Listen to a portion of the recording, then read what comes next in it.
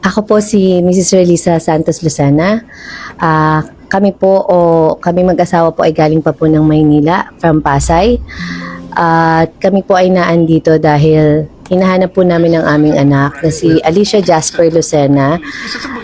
Siya po ay na-recruit ng Anak Bayan at kumilos po sa Anak Bayan Taguig at Kabataan Party List. Ngayon po, since last year, hindi ko na po nakikita yung anak ko bilang aktivista na kumikilos sa Kamaynilaan. Sabi nga po nila, pagka wala po sa Maynila at hindi talaga makita, malamang po ay nasa bundok na.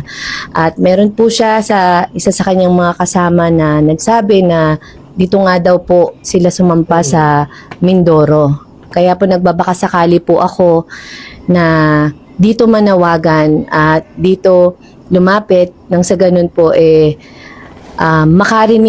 may makarinig o marinig po ng komunidad o ng mga tao dun sa bundok na nananawagan kami at lalo na po ako talagang kumikilos para mahanap ang anak ko at nagmamakaawa na ibaba niyo yung anak ko at wag niyong idamay sa panlilinlang ninyo sa mga komunidad at wag niyong hayaan na may mangyaring masama sa anak ko dahil hindi po ako papayag.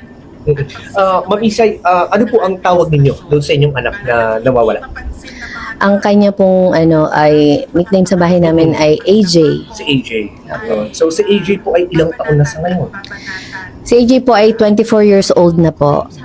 For so many years, sinayaan ko po siyang maging aktivista nang sa ganun makita niya yung totoong realidad ng kanyang organisasyon na Anak Bayan at ng Kabataan Party List.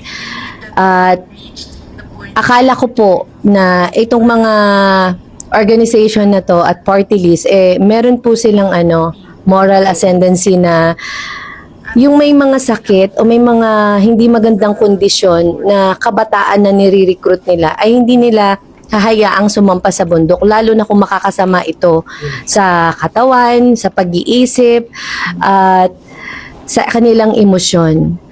Hindi ko po lubos maisip na kahit po pala may mga sakit, ipinapasampa nila sa bundok. Tulad po ng nangyari kay Jerlyn Doydora, meron po siyang heart condition. Okay. Namatay po siya sa Abra de Ilog.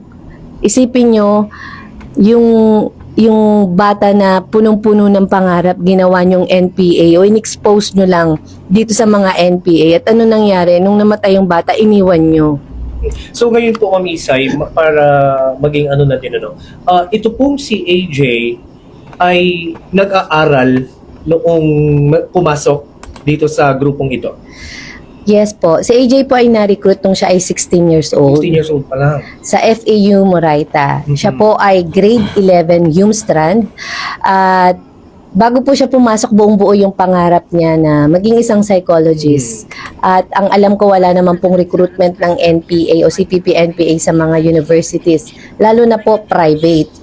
Hindi ko po lubos maisip na dun mismo sa loob ng eskwelahan o ng universidad, marirecruit ang anak ko. At mula po noon, after ilang months, nag-full-time na po siya. Iniwan niya kami, tinalikuran niya yung kanyang sariling pamilya, tinalikuran niya rin po yung kanyang sarili.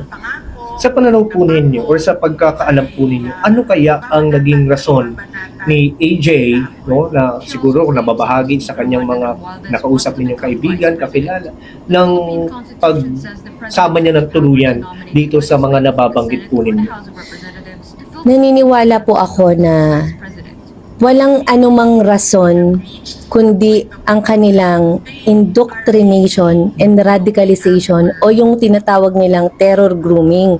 Kumbaga, ginroom nila yung anak ko para maging isang tulad nila.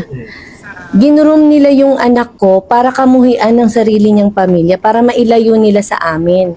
Ginroom nila yung anak ko para talikuran yung sarili niya, talikuran yung sarili niyang pangarap, talikuran yung pag-aaral niya. Kumbaga, kahit anong galit ng anak ko, kung walang ibang lalason ng utak niya, magtatapos siya ng pag-aaral, uuwi siya ng bahay. 3 yung anak ko nagkakatampuhan kami nung iba ko pang anak.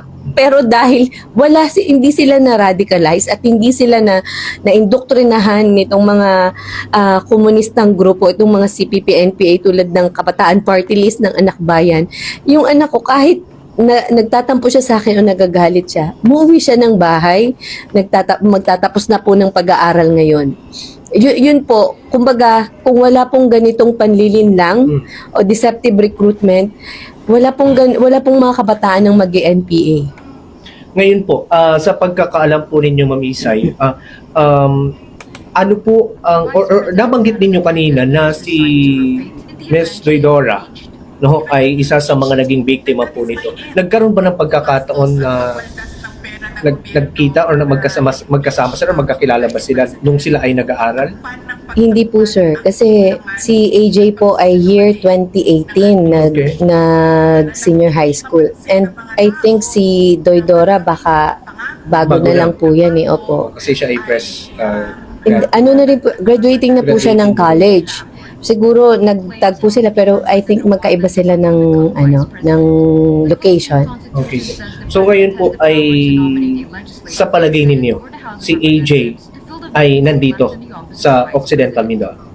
Hindi lang po sa palagay, sir.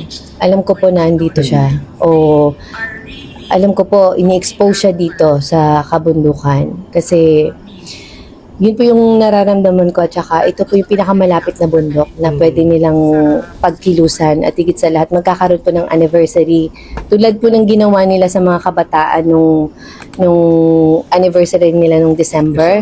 Yung mga estudyante pinasampa nila para i-expose sa mga NPA para magkaroon sila ng bilang. For sure, ganun din po yung preparation na ginagawa nila. Kaya marami po silang mga kabataan na agitate o ginalit sa kamay nilaan para mapasampa nila ngayon dito sa Mindoro.